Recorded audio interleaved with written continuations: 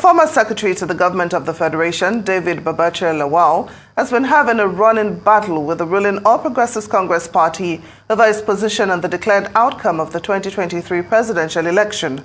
Lawal maintains that Peter Obi of the Labour Party, rather than APC's Bola Tinubu, was the rightful winner of the contest by a wide margin.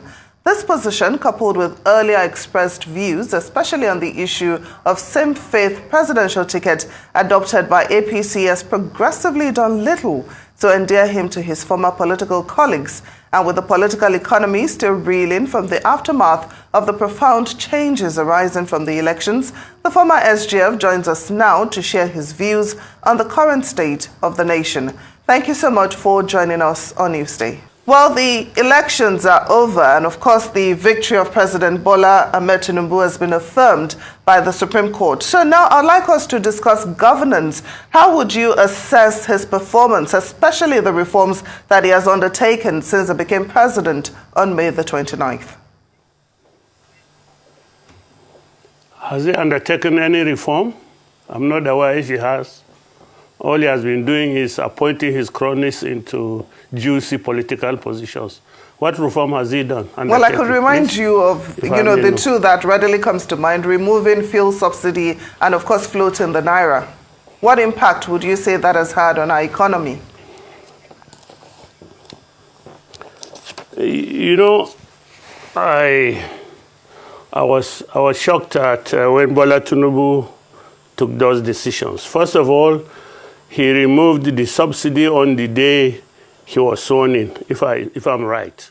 Now, at the time he did this, he had no Minister of Petroleum, he had no Minister of Finance, he had no Minister of Planning.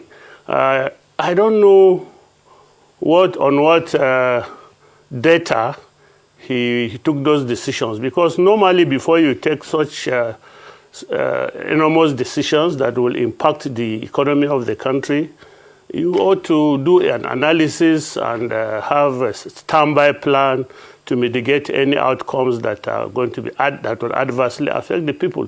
But he didn't have those people in place. He removed the subsidy. Going forward, before even he inaugurated his cabinet, he deregulated the naira. Again, I want to ask, he had locked up his central bank governor before then. He had no Minister of Finance. He had no Minister of Planning. He had no Economic Council. On what basis did he take those decisions? Simply the decision of an arrogant man who thinks he knows everything. And the consequences, of course, are there, because now the economy is in a free fall. People are suffering. People are finding it very difficult to get 2 square meals, not to talk of 3. So if those are reforms, I'm surprised at how he arrived at them single-handedly. I think the function of government is collegiate. You need to get the different segments of the society to give you input before you take such monumental decisions. He didn't. My friend is must know it all. Well, he has been taking some measures trying to alleviate the impact, of those reforms. We do know that he started the cash transfer to the poorest of the poor, distribution of palliatives through state governors, and the local governments. But how far-reaching are these palliatives really? What else would you suggest can be done to cushion the impact of these decisions that he has taken? Well, to be totally, I just came back from my village yesterday, and we are in the Hong local government of Adamawa State. I have not seen any person or heard of anybody who has benefited from all these things. As at this moment, I know that there are no less than 300 laborers working on my farm harvesting. And I do ask them who has benefited from this palliative. If there is any, nobody has benefited from it. So if they are doing any cash transfer to the poorest of poor, some of whom I know might be in my village, I have not seen anybody who benefited from it. Probably it's in their textbooks or they are given to Lagosians. I don't know. I don't know anybody in Abuja that has benefited from any of these palliatives. Maybe you do, so I don't know. So what would you suggest that this government can do to alleviate the sufferings of Nigerians who are affected by these decisions that have been taken? Good economic policies. If we decide to share our money, the revenue we have from Nigeria, if we decide to share it, everyone with his own share, will all starve to death. So that is what government exists to do, to make sure the collective income of the country is well invested in a manner that will yield bountiful results for everybody. So I'm not an economist, but I don't believe sharing money to people is the way to go. If you give me 100,000 naira today to feed my family only for 2 days, after that, what happens to me? But with good economic policies, we'll be able to earn our livelihood and based on the structures and the systems the government puts in place. So I think what we need is good governance. All said and done, all we are doing is to see that, to make sure that there's a government that has policies in which every Nigerian feels can identify with and can survive in it. That's all. But this government, I doubt if they, as I said, the president seems to be acting on a I know it all syndrome. So we wait and see what they will change, whether they have the capacity to deliver anything at all. To start with, I can't remember anything that this APC government promised us during the campaign. So we do not know how to hold them accountable to what they have not even said they will do. And so they are now simply, I think, going day by day as they think it fits. I don't know if they have any plans in place to mitigate the circumstances we find ourselves in. Well, I do not know whether they have any plans in place. Mr. Babachir Lawal, definitely they've promised to renew the hope of Nigerians. But I'm wondering, if you're confident in the appointment, that the president has made so far. You talked about economic policies, and of course he has appointed, Yemi Cardoso, as part of his economic team, of course, a number of appointments. Are you confident, that with the people surrounding the president, with the people in his cabinet, that indeed he will be able to renew the hope of Nigerians? I'd like to remind you that Ab initio, we were friends with Bola Tinubu for many, many years. And I know the people around him.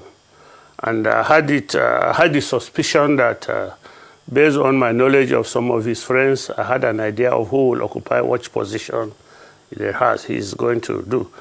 When he announced his cabinet of 46, to be sincere, I only acknowledged 2 people as being competent. And I phoned those 2 people and congratulated them and confessed to them that I considered them round peg in round holes. The first was David Umahi, who is the Minister of Works. Before David Umahi became a governor, he was a civil engineering contractor, building roads and buildings. So I considered him a round peg in a round hole, and I congratulated him for the appointment. The second person I thought was a round peg in a round hole was the Minister of Finance, Mr. Lawal Edu, and I did also congratulate him. Now, as to his central bank governor, in my response to APC when they decided to take me on, I did mention that the president had the central bank governor with patch CV. I said patch CV because his CV indicates that he was commissioner of planning and whatever in Lagos State, a very small state out of the 36 states we have. And it's a big economy, but you cannot say he has enough experience for being in that position to be central bank governor. They also went on to say that he was chairman of a bank. I can't remember the bank. With 13 branches.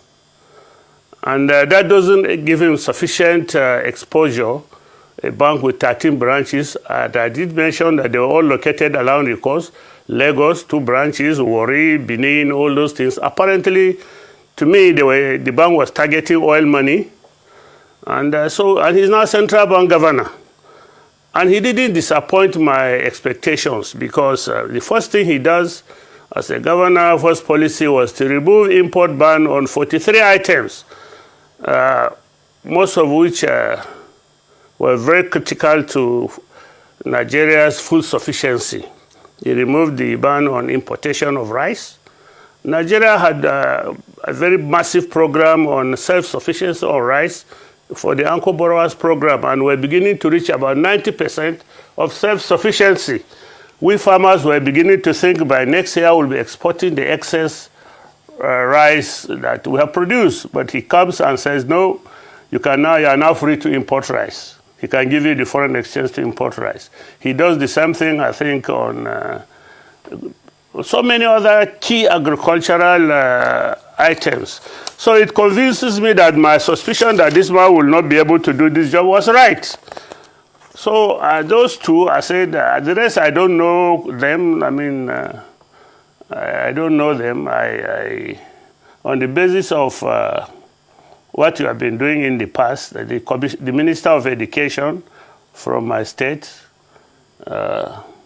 was Vice Chancellor of the university. He's been an academic all his life, but as being Minister of Education, I don't know. I think too he's a round hole in a round peg in a round hole. So that is my assessments of the government. The rest are just cronies, my friend's friend, my friend's girlfriend, my sister's, my wife's friend, all that.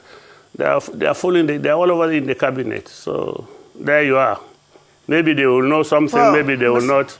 Mr. Babachir Lawal, to assess them. Mr. Babachir Lawal, so sorry to cut into this discussion, but we're completely out of time. Former Secretary to the Government of the Federation, Babachir Lawal, thank you so much for joining us on Newsday.